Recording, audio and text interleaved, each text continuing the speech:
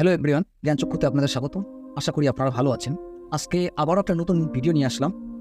আজকের ভিডিওটি বিশেষ করে অভিভাবক ও অভিভাবিকাদের জন্য, যে এখনকার স্কুল ছাত্রছাত্রীরা কেন স্কুল যেতে চায় না, বা আমি আমার পাশের সার্কেল থেকে দেখি যে অনেক ছাত্রছাত্রী স্কুল যেতে চায় না।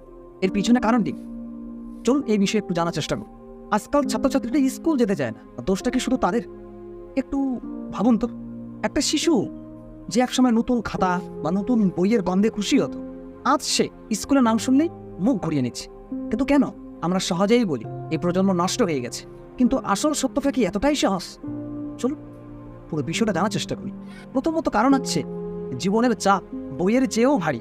অনেক ছাত্র আজ ক্লাসে আসে না, তাদের মাথায় পড়াশোনার চেয়ে বাড়ির দায় আর কাজের চাপ আর অর্থনৈতিক টানাপোড়েন বেশি। কেউ দোকানে কাজ করে, কেউ বাড়ির ছোট ভাই বোন সামলায়, কেউ আবার ভাবে পরে কি চাকরি তো এমনিতেই নাই। গবেষণা বলছে ভারতে স্কুল ছেড়ে দেওয়ার অন্যতম কারণ হলো পারিবারিক ও অর্থনৈতিক চাপ। দ্বিতীয়ত কারণ পড়াশোনা বাস্তবের জীবনের সঙ্গে জোড়া নয়। একটা প্রশ্ন করি, যে পড়াশোনা জীবনে কোনো কাজে লাগে না বলে ছাত্র মনে করে, সে পড়াশোনা করে আগ্রহ পাবে কেন? আজও অনেক ক্লাসে শুধু মুখস্থ আর পরীক্ষার নম্বর, কিন্তু জীবনের সাথে কোনো সংযোগ নেই। ফলে ছাত্র ভাবে এই স্কুলটা আমার জন্য না। গবেষণায় দেখা গেছে যখন পাঠ্যক্রম জীবনের বাস্তবতার সাথে মেলে না, তখন শিক্ষার্থীরা বা ছাত্রছাত্রীরা বিদ্যালয় থেকে ধীরে ধীরে দূরে সরে যায়। তৃতীয়ত কারণ স্কুল আছে কিন্তু পরিবেশ নেই।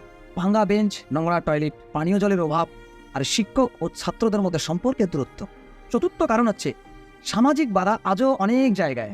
বিশেষ করে মেয়েদের জন্য পড়াশোনাটা হয়ে গেছে অপশন, কিন্তু বিয়েটা দায়িত্ব।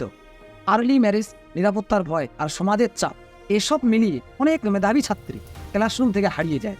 তাহলে সমাধান কি? এখানে কোনো ম্যাজিক নেই, আছে শুধু বাস্তবতা। পড়াশোনা জীবনের সাথে যুক্ত করতে হবে।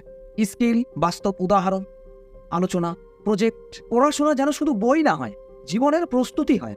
স্কুলকে ভয়ের জায়গা না বানিয়ে আপন করে তুলতে হবে। শিক্ষক শুধু পড়াবেন না, শুনবেন। একজন যদি মেন্টর হওয়া যায়, ছাত্র কোনোদিনও স্কুল ছাড়বে না। এরপরে হচ্ছে পরিবারকে সাথে নিতে হবে। অভিভাবক যদি বোঝেন যে আজ পড়াশোনা মানে আগামী নিরাপত্তা, তাহলে ছাত্র কিন্তু একা লড়ে না। এরপরে হচ্ছে আর্থিক সহায়তা সত্যি কাজে লাগাতে হবে। মিড ডে মিল, স্কলারশিপ, পরিবহন সুবিধা, এই ছোট্ট সাহায্যগুলি স্কুলে অনেক ছাত্রকে ফিরিয়ে আনে। ছাত্ররা স্কুল ছেড়ে যাচ্ছে না, আসলে তারা এমন একটা শিক্ষা খুঁজছে যেখানে তারা নিজেদের দেখতে পায়। প্রশ্নটা তাই এই না ছাত্ররা কেন বদলে গেছে, প্রশ্নটা হলো আমরা কি শিক্ষাকে সময়ের সাথে বদলাতে পেরেছি? ভাবুন, কারণ এর উত্তর লুকিয়েছে আগামী সমাজে।